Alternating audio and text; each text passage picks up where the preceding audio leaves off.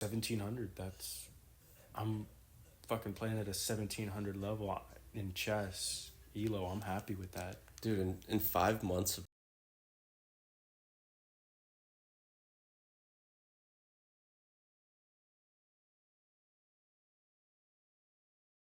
playing, like Well, that's really I think impressive. it's more like 6 or 7, but still, yeah. Under basically half a year. Yeah.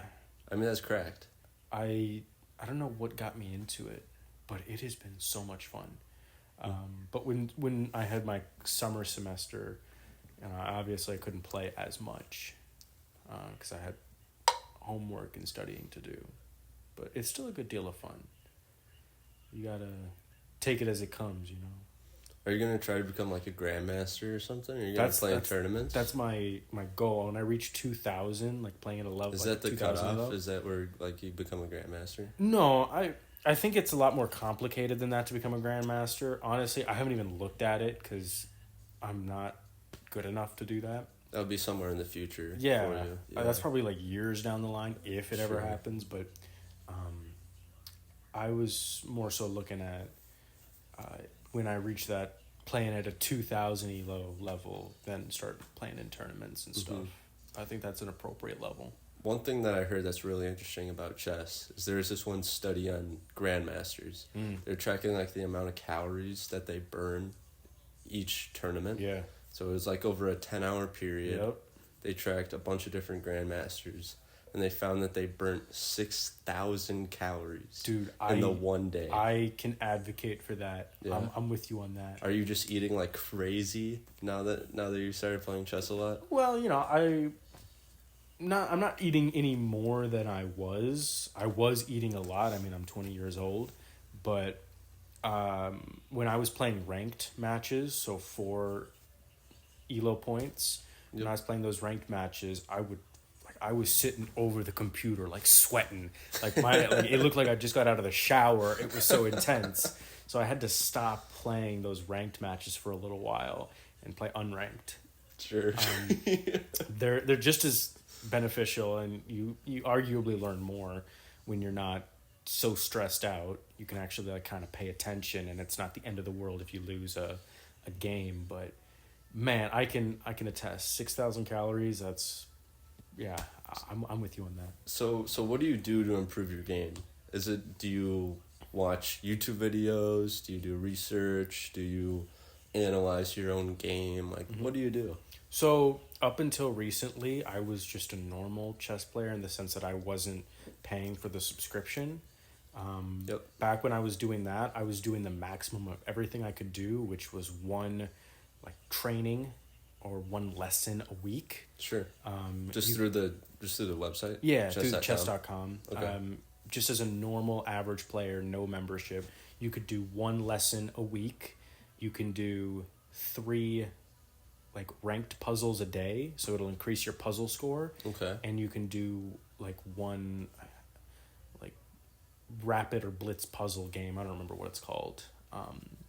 But you can choose between 3 minutes, 5 minutes, and just like 3 errors. And so you can play one of those. So there's 2 separate categories of puzzles. You can do one of one, and you can do 3 of the other. And so that was what I was doing, and I was just playing a shit ton of games. To learn, I wasn't really learning shit from the lessons because again, once a week. Yeah. I was watching a lot of YouTube videos, and you got to kind of weed through the bullshit because chess is a popular topic. Yep. People just watch chess because they think it's cool, and these YouTubers, some of them will just appeal to that. They won't actually be necessarily instructional, but they'll try and retain your attention in a way that seems cool, and so they're not actually educational. Yeah. There are some YouTubers, I'm not going to name names, but some of them are like that. There's others, like Hikaru, he has a YouTube channel, and I watch him every once in a while, and he's a phenomenal player, but he doesn't really do a great job at explaining, mostly because he's streaming on whatever service, and he's like answering comments at the same time, and it gets pretty distracting, and he'll make moves while he's answering comments, like, why the fuck did you make that move? And obviously he had a reason, but I have no idea what's going on in his head. Sure. But there are other YouTube channels that are phenomenal. There's Chess Academy. That's run by a grandmaster. I forget his name, but he's pretty good at explaining stuff. He doesn't have like a chat going on the side. He records his videos. It's not live. But like I said, up until recently, I just did like the free trial of the membership on chess.com, like a diamond member. I get 2 weeks of it, and so far I'm on my second day. So literally I've only had it for 2 days. Yeah. And I've gone through 60 lessons. Jeez. I've increased my puzzle score by like 300 points, because you can just do unlimited puzzles, and so you can keep going, and after a while the puzzles don't really get that hard. So are these puzzles, are these lessons training certain skills, or what is it teaching you? The lessons are, in my opinion, very valuable. They have helped me tremendously. In what way? So each lesson focuses on a topic, obviously. I can name some of the topics. So one of the sections was about how to move each piece, and then each subsection was about moving like your pawn, and then the next section was about moving your knight, and then the next was about moving your bishop and your rook and your queen and your king. Just how to move the pieces. Not how to move the pieces, but like how to effectively use them. Okay. You know? Yeah. Because you obviously you know how to fucking move the piece, you idiot, but So I get it. So like with the I think it's the knight, right? He can move in the L shape. Yeah. Yeah, so you want him in the center of the board, more center of the board, so he can cover more area. Exactly. Like it was that. exactly like Right. that. Exactly. Okay. And then there was the next section, which kind of covered like one or two openings and some variations of the openings. Like we were talking about the Italian opening, for example. The one that you use. Yep, I love the Italian. Tell the viewers why you like the Italian so much. So I like the Italian because it develops these attacking pieces in a very straightforward way, and at the level that I'm competing at, the level that I'm currently operating at, you've just now learned that moving your pieces out and developing them is like a very smart thing to do. And so I like the Italian because it really pushes out your attacking pieces while your opponent is still developing. And even though it hinders your development a little bit, it gets your attacks out, and if your opponent isn't ready for it, you can really dominate like that. So that's why I appreciate it. There's also the what is it? I'm trying to remember. Shit, I'm sorry. I've gone through like 60 lessons in 2 days.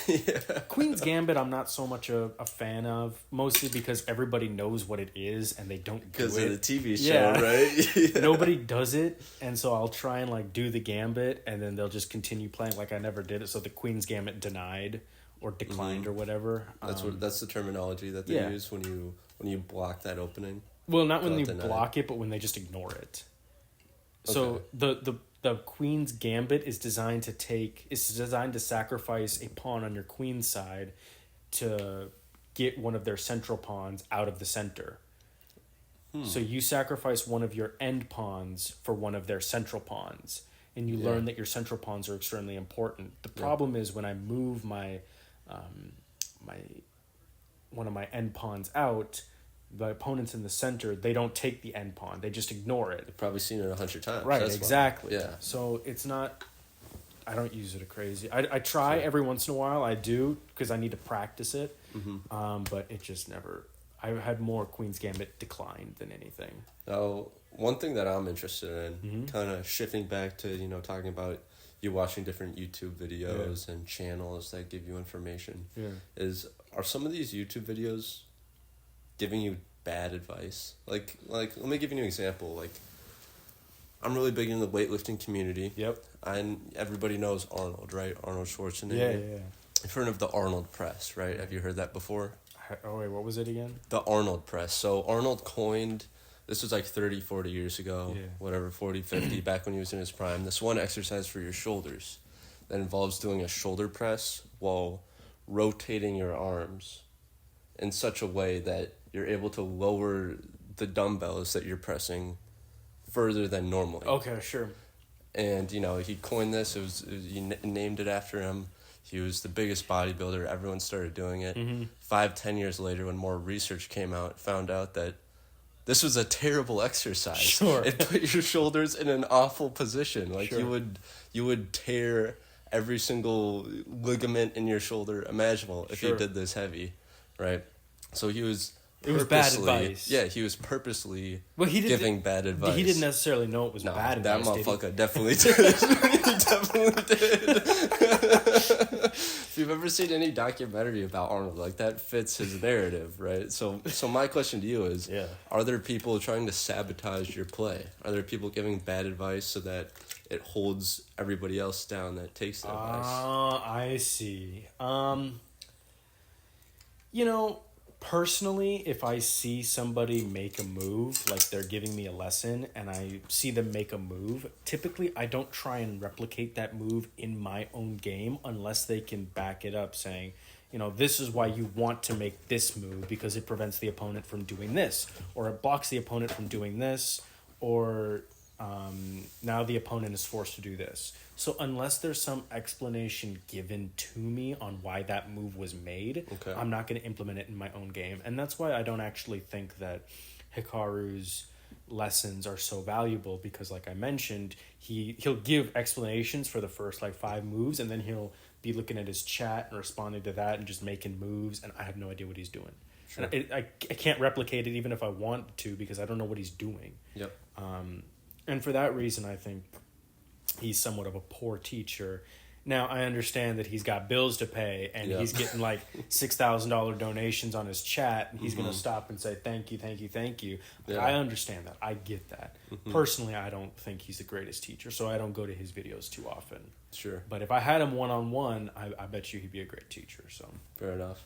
Just like a side note, when you're talking about how Hikaru has bills to pay, yeah. did you see the clip of him talking about his investments? Well, I haven't seen a specific clip of him talking about his investments, but I'm pretty sure you're referring to his investments make more money than his chess career. Yep. Yeah. He trades. Yeah. And someone was asking him, they're like, all right, Hikaru, what advice do you have for other people that want to get into day trading? He goes, buy index funds. Yeah. That's just the simple advice you could give, because it's not going to fail. It's not going to fail you if you go buy index funds, but he's not going to tell you, you should do this, this, and this, because they're going to be risky. That's how he makes so much money, is he takes risks. Nobody's going to want to take risks. I mean, he takes risks, but the guy is so smart and so calculated that he's not gambling away his money when he's trading. No, he's right? not. He knows what he's doing. Yeah.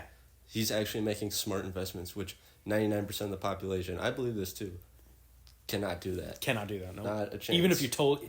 99% of the population couldn't pour piss out of a boot if you wrote the instructions on the heel.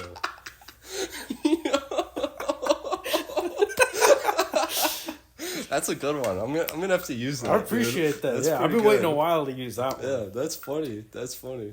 There's something else that I saw about Hikaru, because there was this one video. It was like a clickbaity title video. Sure. And it had Magnus on one side and Hikaru on the other side. And it said Magnus IQ 190. Yeah. Hikaru IQ 110. What? I'm like, bro, okay. That was made by a 6th grader, dude. This can't be what's right. going on. But it had 10 million views. Yeah. So I just clicked on it because, what is this? Why not? Yeah. Right. I had some free time. Sure. And apparently Hikaru took an IQ test and only got 110. Seriously? Like a Mensa online IQ No test. chance.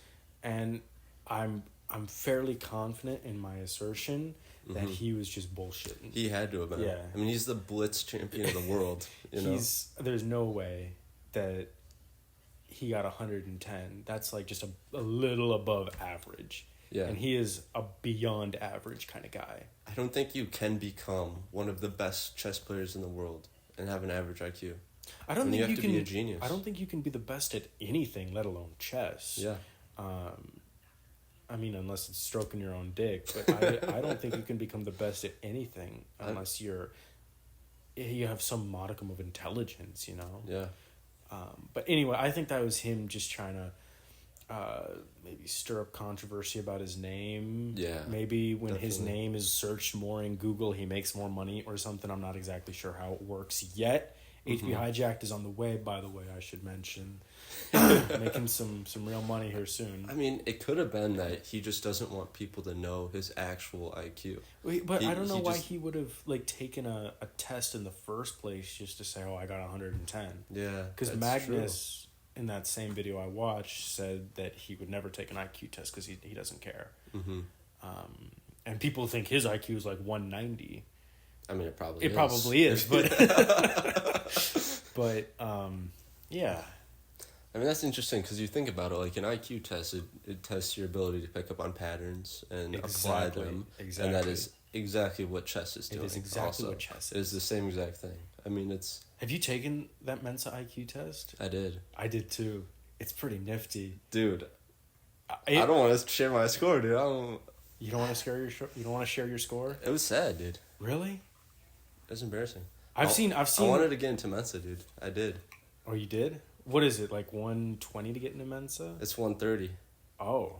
I mean, of course, like at the same point, it's an online IQ test. Right, but it's a good indicator. It's going to inflate it, you know what I'm saying? If it's made by Mensa, it's probably going to be a good indicator, plus or minus 10, 15 points of IQ. Yeah. Mensa wouldn't put something with their name on it that was blatantly wrong. That is true. But I've seen some pretty crazy scores on the low end. On the low end? Yeah. I remember back in high school, like IQ tests were the rage amongst like, I don't even remember the group type, but I remember some pretty stupid girls taking one. Yeah. And I saw this one girl, I'm not going to name names. Okay. But she got like a 76. Oh, man. That's pretty bad, dude. Have you seen Jordan Peterson? You know who that is? He's a smart fella. He's a smart fella. Mm-hmm. He saved lives, dude. That's what he's done. I believe that. Mm-hmm. I believe that. Yeah. But he was speaking to a group of students. I was watching one of his lectures at some campus somewhere, and the topic diverged into IQ. And he was talking about how at a certain point, the U.S. military will not even induct you into their organization if you have an IQ below X, because there is nothing that you can do that will benefit them if your IQ is below X. It's interesting. I believe it was in like the Vietnam War, or maybe it was in a war that was a lot later than that. I'm not sure. It might have. But there was a group of soldiers that all had IQs of like around 80. Yep. Right, which is in, I don't know. It's below the average. It's like one standard deviation below the average. Exactly. I believe the average is 100 and standard deviation is about 15. Yeah. Right? And the casualty rate for that group of people was 3 times higher than the normal average. Damn. How did they get a group of just IQ 80s like together? I don't know. You would think there's some variation in there. They call them like the band of idiots or something.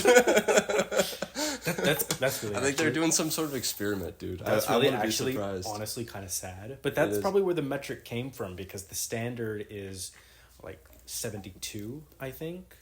If you have an IQ of 72 or less, or maybe it's 82 or less, there's no role for you in the U.S. Army. Yeah.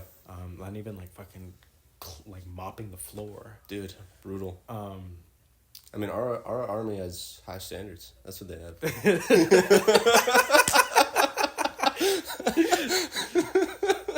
Well, you know. I mean, dude, they have a scientific study to back it up. You know, That's 3 times higher casualty rate. They conducted. They real. did the That's experiment. Yeah, they can say, look at what actually happened. We're not going to do that, and that's ethical to people. People are going to look at that and say, "Wow, the U.S. Army is really ethical. I like those guys." That's funny. That's pretty good. Yeah. Yeah, I don't think Hikaru has an IQ of 110. No, there's no definitely not. Definitely not. I mean, it's probably like Einstein level. It's probably like 170 plus. Yeah. You know. I'm with you on that. It's probably on something crazy. You know what else I've been getting into? Yeah, what's that? Because when I was, a little kid, I couldn't fall asleep properly, so my dad had to put me to bed like every night. And one of the things he would do. Even still? No, not still. Now my wife puts me to bed. Oh yeah, asshole, cocksucker. But when I was younger, he used to do that, and he would just like have his phone up like this, and he'd be playing one thing. And it would be Sudoku. Every night, night after night, he would be playing Sudoku, and I'd be watching him play Sudoku. Was he good? He was all right. He wasn't bad. He wasn't uber great, but he wasn't bad. Sure. He was completing the level. He was completing each level within its assigned constraints. So Sure. you get a maximum number of hints, a maximum number of errors, maximum number of time, etc. But that kind of progressed into me playing Sudoku as a teenager. Sure. And so I became like lightning fast. I could fill out it was called an expert level Sudoku, which had like 4 or 5 numbers in it, and I could fill one of those out. I have a screen recording of me doing it. No way. So I press start and you can see the numbers populate, so you know I wasn't cheating. We should insert that screen recording in right now into the podcast. We can do that. I'll insert that in here. That's fire. But I was able to complete it in like under 2 minutes or something like that. That's insane. Within the constraints. Yeah. That's fire. And so that led me to eventually playing expert killer Sudoku, which is where expert killer Sudoku. It's like some anime title type of shit. This is where the board has none of the numbers filled out. Dude, are you kidding me? And I've been able to get those like. So you just fucking make it up. That's what you're doing. You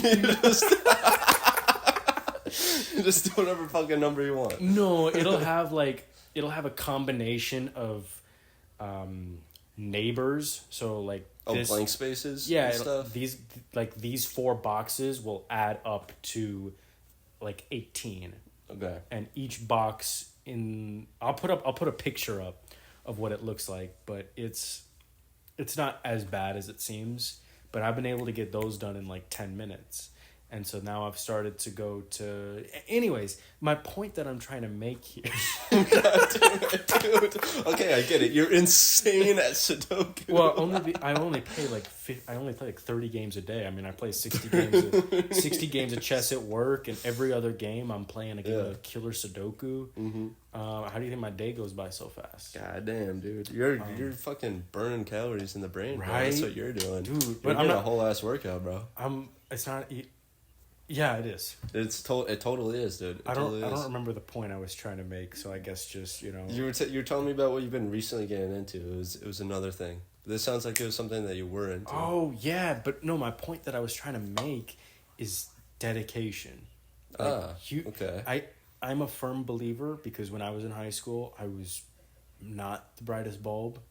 None of us. I'm probably not. I'm probably not now, but I'm probably a little bit smarter than I was in high school. Sure. And I can attribute that to being dedicated to my cause. My cause being responsibility. Yep. Part of my philosophy is that there is no meaning without responsibility, so you have to have responsibility. Dude, that's deep. Yeah. That's like some Socrates type shit, dude. Yeah. Damn. I've been doing a lot of philosophy as well. Yeah? Oh, yeah. Like what? I got like what a have you been listening to? Whole notes. No. I mean, like I've been sitting there thinking and writing it down. Oh, just your own thoughts? Yeah. Like what branch of thinking do you most align with? Here, I'll just read some out for you because hear I kind of just think. Okay. So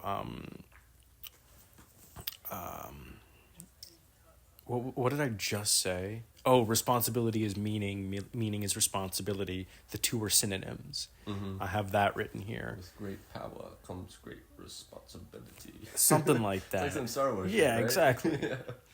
Yeah. Here's another one that the greatest measure of our success is knowledge and the ability to apply it. Wealth is simply a byproduct.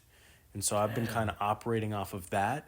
So my main motivations have actually shifted recently from being that of making a lot of money to working hard and doing a lot of good. Doing what you can control. Yeah, exactly. Yeah, okay. And my philosophy is that money will follow eventually, so I shouldn't be concerned about it. Have you read The Handbook? No, I haven't. What about Meditations? I haven't read any like philosophical books. I would highly recommend that to you. Because would you? What it sounds like is, dude, you're stoic, bro. You think That's so? What you are. Oh yeah. Oh, I appreciate that. Definitely, dude. Like those are the two like outlines of stoicism. I mean, I've read them both. Meditations is basically just The Handbook, but more elaborated on. It's Marcus Aurelius, who's deep thinking. Yeah, so he's this philosopher that was also like the emperor of Rome, and he's just telling you about how to, you know, implement stoicism in your life. Stoicism is basically condensed as like focus on what you can control. Exactly, bro. Don't care about anything else. Well, it's not don't care, but don't put such great emphasis on. I mean, it's. I guess that's the same thing. Yeah, exactly. It's another idea of it. Another way to explain it is anything that adds to your virtue is good. Yeah. Anything that takes away from your virtue is bad. Sure. And everything else is indifferent. Sure. Everything else doesn't matter. Sure. Like a stoic sage would just be like a robot, essentially. Well, Kony coming in with the beers. Thank you, dude. I appreciate that. Don't drink them all. Jesus Christ, if you already had 3. Don't expose me, dude. Funny. We're on the podcast. Don't expose my alcoholism. All right, I'll take it easy. I'll take it easy, Kony. Okay. I'm not taking it easy. You should save a few for me too. Yeah. Okay. You're gonna get some too, bro. I don't want. I'm not gonna. Riley, it's. It's 5:30. I was gonna say it's like 9 a.m. Dude, funny thing. You were this also morning. I just made your podcast even better. You should have made me a star to begin with. We'll add you into the thumbnail, Kony. Damn right. That's what will. we'll do. Yeah. We'll add you. We'll say featuring Kony. I like that idea. Yeah. And Kony, send us a picture of like your face, dude, so we can throw you on the thumbnail. Why not the elf's face? The elf's face. Okay. Dude, what is this? What is that for? Well, it's for our YouTube channel. Voices. Oh, it's a podcast? Uh-huh.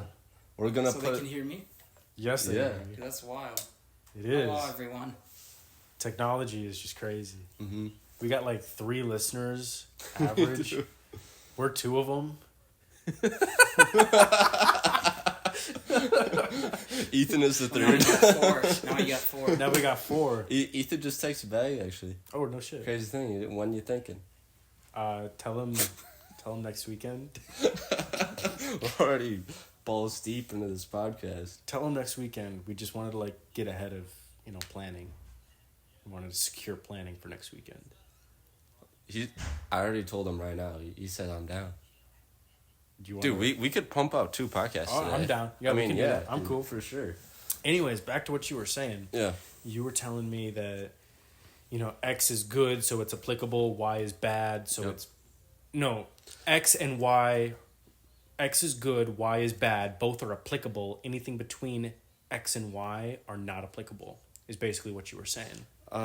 In terms of good and bad, yeah. It's really more specific. It's more like what makes you a better person, what makes you a worse person is bad, right? And anything in between is kind of negligible. Let me give you an example. Sure, please. Let's say your grandmother dies. Okay. To a stoic sage, to someone who lives through stoicism only, they would say, yeah, shit happens. They would say, fuck it, I don't care, because it's indifferent. It doesn't like if they were to get down in their slumps and start crying and be sad for months and months, that would take away from their virtue.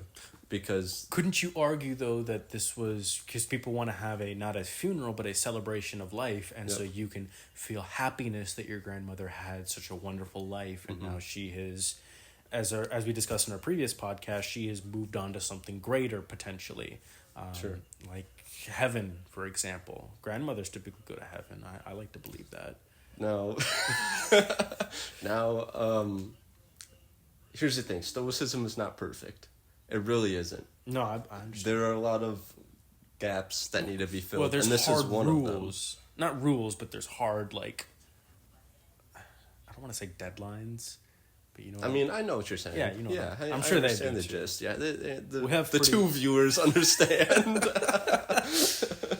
No, but it really is really specific. Where it's just it doesn't matter. Like if it doesn't make you a better person, it doesn't matter. Sure. Someone could drop a boulder on my foot, smash it into 1,000, single cellular organisms, you know what I'm saying? And the Stoic sage would say, who the fuck cares? What am I going to do about it? That's what they do. They say, all right, what am I going to do about it? Well, and then they move on. They don't feel emotion. Through that philosophy, you could say, well, I don't want my other foot to go through that because that would be even more devastating to me. Yeah. And so I would need to use my emotion and fight back. And so that could be an example of positive and negative. Absolutely. How about this? How about this for an example? Let's say you were a famous YouTuber, and your friend, one of your, I don't know, best friend maybe, decided that he was now a girl, Ugh. and then okay, maybe like a year later, turns out that he/she is now like grooming kids. Okay. And Chris Tyson type shit. Exactly. Yeah, okay. That was like our next segue into Mr. Beast. How do you feel about that? I would just because initially he was defending his friend. He's like, come on, like, he's still my fucking friend. Yeah. And now all this bullshit's happened. And I don't think Mr. Beast knew about everything that was going on, but I don't think so. How do you feel about that? Let's say I was like, I came to you, I was like, Riley, bro, I just cut my dick off. Yeah. I got a pussy. I'm a chick now. Yeah. And I want you to respect that. Well, first off, I want to respect it. Sure. First off, here's the thing. I don't dislike transgender people. I don't think that, someone who says, okay, I'm going to they're inherently good or bad. Yeah, no, I don't think that has anything to do with it. I think they're victims of society. You go to Africa. Let's go to African tribe. How many transgender people are going to be there? Just the people helping, probably. Like the volunteers from America. Absolutely, dude. Like it's not a natural thing. It's a product of society. And I think that someone becoming transgender. Okay, I'm not transgender. Okay. I don't really know anyone that's transgender. Let's get that out of the way. Okay, sure. I don't know whether it helps them or not. Okay. Mentally. If they're a whole adult and they transition as an adult. Yeah. As an adult. And they go through surgery and whatever and whatnot. And they're happier in their life. Great. Okay. Yeah. That's not me. I don't care. But from my perspective, I think that that's unlikely. I think that, it's more likely for a child, a high schooler, for example, who doesn't have the mental capacity to make such a decision, to make a decision like that, because there are states now that allow children to do it without parental consent. It's disgusting. And they want to do it because, a good example I heard is that they wanted attention from their parents, and this would really piss off, like, your dad, for example.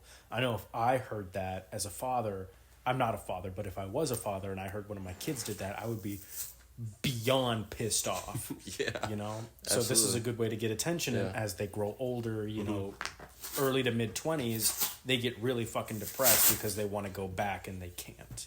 Yeah, exactly. Children, there's a reason why people under the age of 18 can't vote. Yep. And they can't get tattoos. Well, they're not supposed to drink. They're not supposed to get tattoos. Yeah. They're not supposed to do anything. Anything that really fucks them up. Right. And there's an argument going around saying, taxation without representation. And it's like, bro, I filed my taxes when I was 18. I got more back than what I paid into taxes. These 16-year-olds, they're not paying, unless they own a fucking massive business and are on Shark Tank and shit. No. They're not fucking paying taxes, dude. I mean, like, the little bit you are paying, like, that comes out that's automatically deducted from your paycheck. Get that shit right back. You can literally file and get more than you paid. Yeah. It's not that hard. Anyways, I digress. I'm sorry. Back to the main point. Back to the Chris Tyson situation. Yes, exactly. Okay. Thank you for stopping me from fully canceling myself. I know I'm already canceled. I was thinking ahead, like in chess, 2 moves ahead. Yeah. I'm already. Oh God, I hope my future employer doesn't listen to this podcast. No, you're gonna employ yourself. I probably will have to, dude. At this point, it's over for me. I'll employ you. Don't worry. Thank you. Yeah. I appreciate that. When Claremont Incorporation pops off? No, I'm gonna call it something else. Okay. I don't know what I'm gonna call it. It's Something grand. Something fire. Exactly. Something gas. Okay. Like Apple or Google. Alphabet. I'm sorry. I keep messing you up. Yeah, it's fine. So, here's the thing. People that transition, from my perspective, I believe they just don't feel right in their body. Okay. I think that's what they say too. Yeah, I think everyone has felt this at some point in their life, you know? Not me, but... Okay, Mr. Perfect. No, you're right. There at some point, usually when kids are young and they're going through puberty and stuff. Yep. Especially then, when you're a teenager. They don't like their body because it's, you're... one boob's bigger than the other or something, or you got pimples or shit on your face, or you look like a nerdy little Indian kid. So, I understand that. I get that. Yeah, and I think that, treating that with surgery, I think that's the wrong approach. I think it should be treated with therapy, basically. I don't know if it should be treated with anything, because one of the things that I've noticed, especially nowadays, is people will sacrifice... like, take the case of wanting surgery to fix a very temporary issue. Like, it's not even an issue, just a very temporary thing, like puberty. Wanting to completely change who you are while you're going through puberty. Yeah. Is a wrong mentality if you're doing it because you don't like the person, the body that you're in. And I'm trying to figure out the best way to explain this, and it's that you shouldn't sacrifice what you have for short-term happiness if in the long run it'll lead to happiness regardless. So if you just wait till you're done going through puberty, for example, I'm more than confident you're going to be fairly happy in your body. Yeah. Absolutely. But kids think that, my life is now, I need to sacrifice long-term stability for short-term satisfaction. Yeah. That's what I'm trying to say here. That's a good way of saying it. And that's a theme that I've seen been going around all across the world, especially in Western countries. People are getting more impatient, and so that they're sacrificing long-term stability for short-term satisfaction. Yeah. And then they expend that satisfaction, and suddenly they're more miserable than they began. Yeah.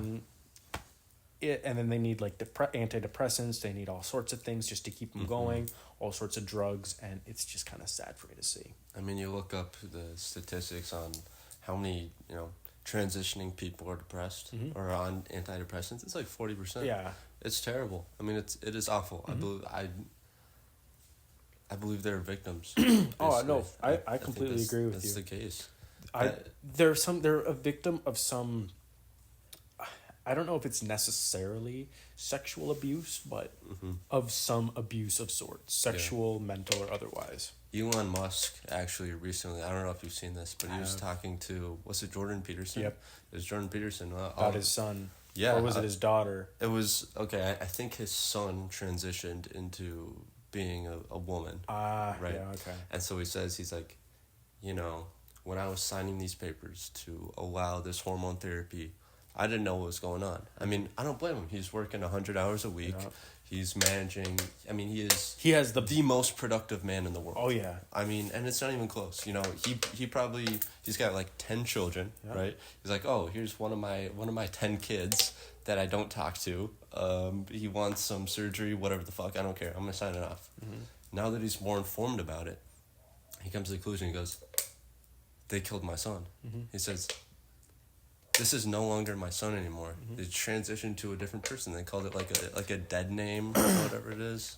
So the name that you used to go by. I think that some fault should be bore by Elon Musk for that. You should have been paying attention. He should have been paying attention.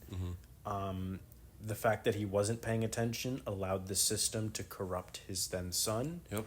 His then son got ideas in his mind. His unattentive father his son was feeling a certain way. His unattentive father thought, okay, fine, if this helps you, and didn't realize what he was signing off on. Yep. And now we're here. So Elon should bear some of the blame for this. It wasn't completely the system's fault, but it was certainly the system's fault for implanting these ideas in his son's mind, thinking that, some teenage surgery that that takes me from being this to this is going to magically fix all my problems. I mean, that's not the way to proceed. It's really interesting because Elon Musk ended the interview saying, I want to kill woke media. I want to end this idea that's getting pushed into everyone's head. I'm with him on that. Transitioning is the answer. Yeah. When in reality, I mean, we were in the same health class, right? We were. We were taught that 1 in 300 people are born with, messed up hormones and that they want to transition, right? Okay. Sure. I don't remember that exactly, but I believe that. All power to them. But here's the thing. Mm-hmm. I don't think that everybody with that condition is transitioning. And Elon Musk says that too. And he's going after, the idea that's getting pushed out to people. That anyone can transition at any time, at any point in their life. Mm-hmm. And he wants to kill it. And I think he actually has the power. He owns Twitter. He can make a significant impact. I think that he can voice his own opinions, but if he goes too far and tries to, shove his agenda down people's throat, such as what we've seen very clearly with the left and their movement, shoving their message down people's throats, he's going to fall out of favor very quickly. One of the reasons I like him so much with Twitter and everything is because he encourages free speech. Yep, that's what he's all about. Whether that's, people having a dialogue or, whatever variation thereof. Teach you how to smoke crack, Yeah, whatever variation thereof, he believes in free speech, and I respect that. Even though there are people calling him out for whatever bullshit, he still remains resilient. Mm-hmm. And for that, I'm very appreciative. Now, he can go on his platform and he can give his opinions. And to be fair, I agree with his opinions, and I would back him up on that. I'm sure a lot of people would. But if he started, pushing the narrative down people's throat in a forceful manner, I mean, he's no better than the left. And I don't think he's going to do that. Yeah.